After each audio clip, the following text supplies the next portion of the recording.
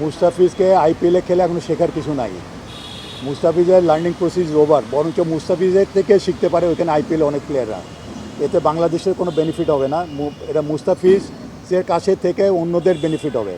আর খালি not only যে ওইখানে আইপিএল খেলাটা তারা মনে হয় আপনাদের কাছে 4 ওভারের খেলা, কিন্তু এটা জানেন কত ধকল নিতে হয়। রাত্রের বেলাও কিন্তু তাদের ট্রাভেল করতে হয়, খেলা শেষে গিয়ে রাত 1টার সময় এয়ারপোর্টে ঘুমিয়ে থেকে তাদের ট্রাভেল করতে হয়, অনেক কষ্ট। আমাদের কনসার্ন হচ্ছে মুস্তাফিজের হেলথ, তার ফিটনেস। আমরা ওইখানে তারা চাইবে তারা 100% তার থেকে নেওয়ার জন্য, তার ফিটনেসের দিকে কিন্তু তাদের কোনো মাথা ব্যথা নাই, কিন্তু আমাদের আছে। আমরা মুস্তাফিজকে এখানে ব্যাক করানোর কারণটা খালি জিম্বাবুয়ে সিরিজে খেলানোর জন্য না, আমরা জিম্বাবুয়ে সিরিজে তাকে ওয়ার্কলোড দিয়ে আমরা খেলাবো। এখানে আনলে তাকে ওয়ার্কলোড দিয়ে আমরা কিন্তু তাকে প্ল্যান দিব, কিন্তু আইপিএলে থাকলে সে প্ল্যান হবে না।